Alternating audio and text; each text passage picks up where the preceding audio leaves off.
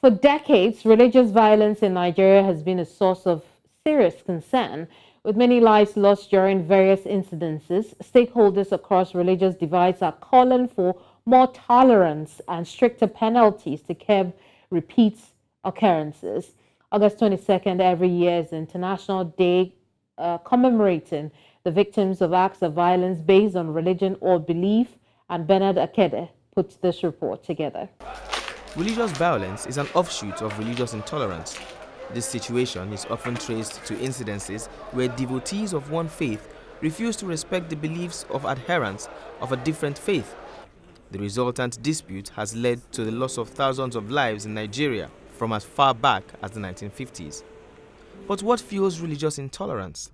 You can see here I have an artificial limb.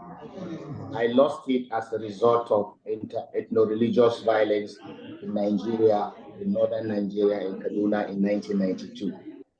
It is true that religions play a major role in some of the activities governing Nigeria. However, people fly the kite of religion in order to gain political sympathy, and hence exacerbating and adulterating the core value of religion. While some scholars are of the opinion that religious violence can be reduced or eradicated if faith leaders teach peace and tolerance, others wonder if more could be done. We have misuse and abuse of religion by incapable and mischievous religious actors. And these are guys who do not see the lenses that religion is not about I, it's about us. It's about reconciliation between man and God, between man and fellow human being, and between man and himself. Any religion that negates the dignity of the other person ceases to be divine religion.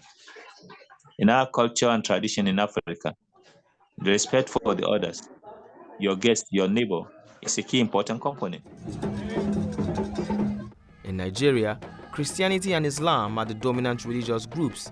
However, there are those who proudly practice indigenous religions and are considered the minority. These groups, who have largely been marginalized, are now calling for recognition and justice.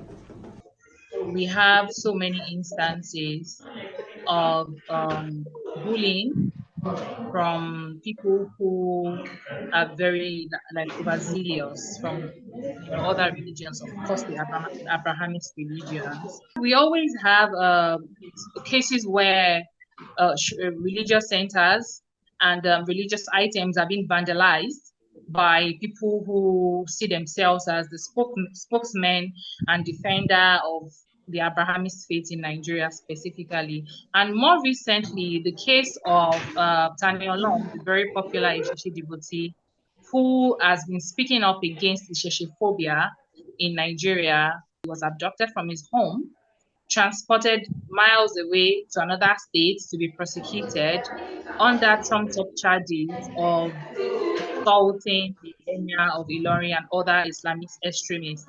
The International Day to commemorate the victims of acts of violence based on religion or beliefs is celebrated every year on August 22nd as part of UN's effort to support human rights related to freedom of religion or beliefs.